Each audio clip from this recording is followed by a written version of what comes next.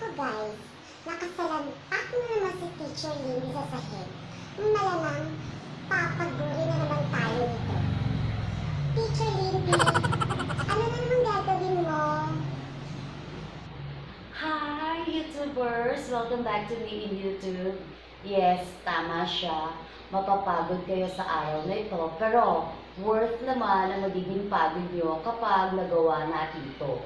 Okay, so alam na, nakasalampak ako sa sahig. At alam na alam nyo naman kapag nakasalampak ako sa sahig.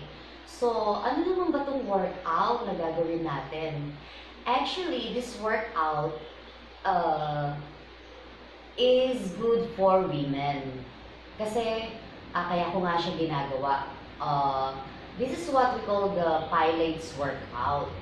So, Pilates workout, hindi galing kay Pontius Pilate, but this came from Joseph Pilates. Trainer siya sa isang rehabilitation center for the wounded soldiers. So, ginawa niya to help the soldiers regain their strength and mag-develop ulit ng kanilang flexibility at maging strong ulit yung kanilang katawan. Okay. So, ano ba mga benefits na makukuha natin dito sa Pilates exercise na to? Sabi ko nga, this Pilates exercise will be good for women, especially those women who doesn't want to have bulky muscles. Kasi hindi siya nakakapagpabulk ng muscles, but it will tone the muscles. Now, ang concentration natin in this Pilates exercise is our tummy. Yung tummy ko medyo malaki-laki na rin. Okay. So, yun, gusto natin ma-trim yung ating tummy. So, ano-ano ba ang mga exercise na to? Let's find out. So, these are the following exercises that we're going to do for this video. Okay? Sabi ko nga, this will tone our muscles and will help to trim also our tummy and strengthen our legs. Of course, kapag nagawa natin to or regularly natin ginagawa to, it helps also our body to become more flexible and good for good posture. Okay, so ano-ano nga ba to? Ito na po ang tinatawag na the curl, the hundreds, the one leg stretch, the double leg stretch, at the teaser too. So, paano nga ba to mga Pilates exercises na to? Okay, I will demonstrate each exercise para masundan ninyo. But before we do the Pilates exercise, syempre, kailangan mag-stretching pa rin tayo to prepare our body or to prepare our muscles for the following exercises para hindi naman mabigla yung ating katawan o mabigla yung ating muscles at sumakit pagkatapos natin mag-Pilates exercise. So, paano ba ang ating stretching? Medyo tinuro ko na yata yun sa inyo sa cardio exercise. So, the same thing na gagawin ninyo, pero dagdagan natin ng stretching. So, sabi ko nga, di ba, you start from your head, shoulder, arms, your hands, your hips, and then your legs. So, ito ang idagdag nyo after that. Yung stretching. Ano ba yung stretching? Nagre-reach kayo. Itataas ninyo ang inyong, itutukod ninyo ang inyong paa, nakatiptoe, okay, nakatiptoe, tapos para kayong may inaabot. So, idadagdag nyo yon dahil nga medyo more on stretching ang ating Pilates exercise. So, ladies, handa na ba kayo? Let's start.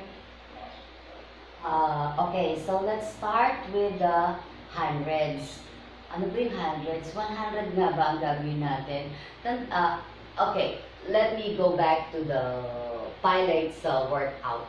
Etong Pilates workout ay gagawin natin only for 10 minutes. So, mabilis siya na kaya-kaya nyo gawin everyday para ma-maintain yung trim tummy nyo, magkaroon ng toned muscles, at maging masigla tayo for the day. Okay? So, we will start with the hundreds. So, paano ba yung the hundreds? Parang ang dami-dami naman. But sabi ko nga, 10 minutes lang to. So, ito lang ang gagawin natin. You have to, okay, lie down. Okay. Tapos, itataas natin ang ating legs like this. Kailangan naka-align. Naka-align siya yung legs natin sa ating dito sa hips. Okay? And then, yung ating arms ay ating i-stretch hanggang dito sa may ating legs. Okay, sa ating thigh. So, nakaganyan siya.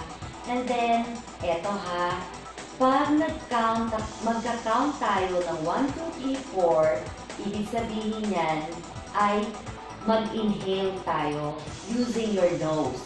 And then, another 1, 2, 3, 4, mag-exhale naman using your mouth. So, paano yun? It's like this.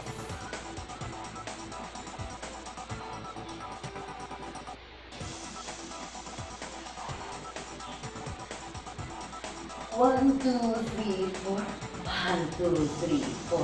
1, 2, 3, 4. 1, 2, 3, 4. So, paano yung the hundreds again? Nakita nyo naman, ay para nating pinapump yung ating arms, yung ating hands. May para tayong pinapump dito sa gilid natin. And then, inaangat natin ang ating balikat kasama ang ulo. Okay? Hindi pwedeng ulo lang, sasakit ang leeg nyo.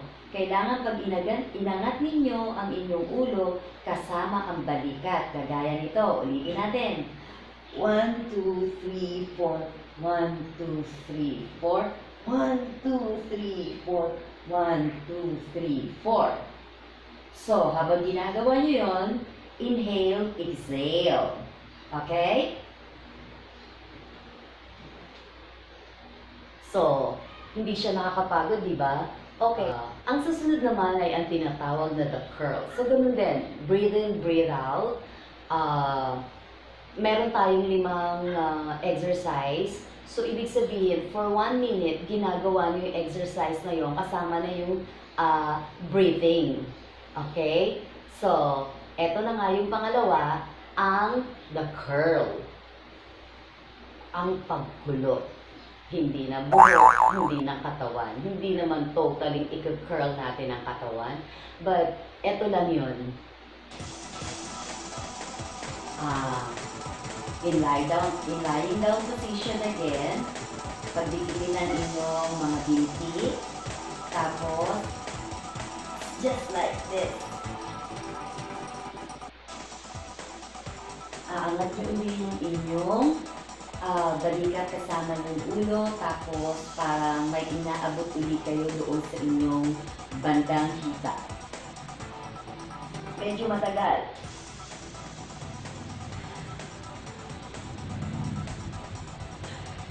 Dapat nararamdaman nyo yung pag-contract ng muscle nyo sa tiyan. Kasi yan nga, tinatanggal natin yung ating tiyan. Yan yung pinutong natin muscle, yung ating tiyan. Okay?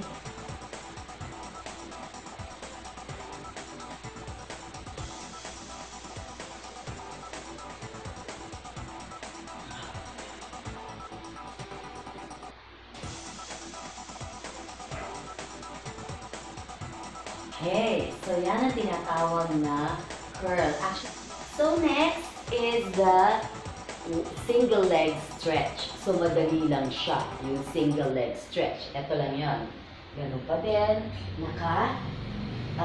Lying down position, naka-straight ang isang paa, tapos igaganyan nyo lang.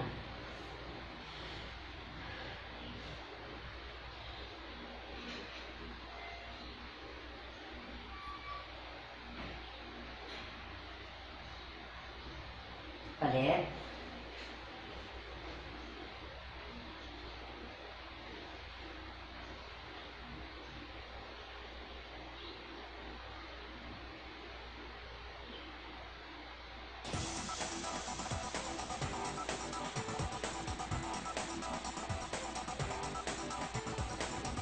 So, yun.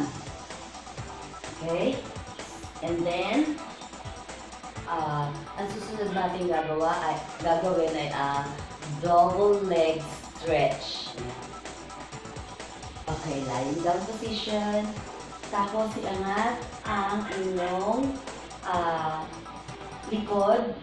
Tapos, itaas ang paa at itaas ang inyong arms at ilagay sa likod nang nakaangat.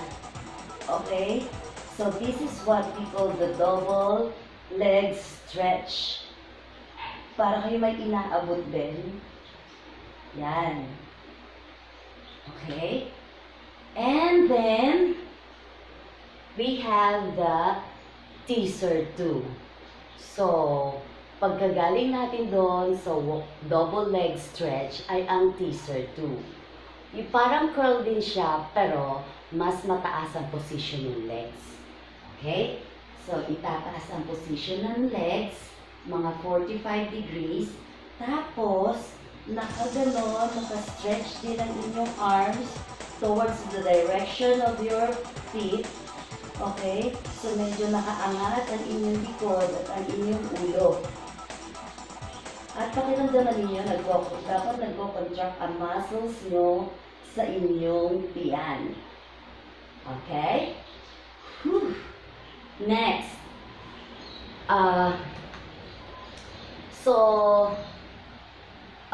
Yun lang for the beginners. Yun lang ang gagawin natin. For the finale, para hindi sumakit ang mga likod nyo sa kaka-stretch, mag-plank tayo.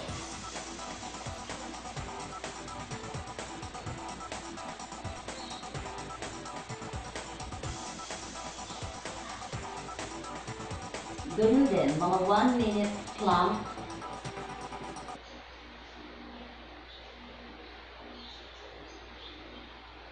Okay?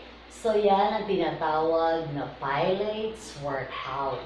Sabi ko nga, this will be good for the women na ayaw maging maskulada. Ako rin ayaw ko maging maskulada.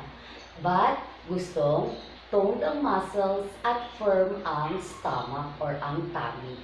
O, diba? Madali lang. So, you can do this every day, mga ladies, lalo na sa mga mommies na medyo gusto ma-maintain yung kanilang good figure. Lais ko lang ipaalala sa inyo that the Pilates exercise is not actually for weight loss. Okay, hindi siya advisable na exercise kung gusto nyo talaga mabawasan ang timbang nyo.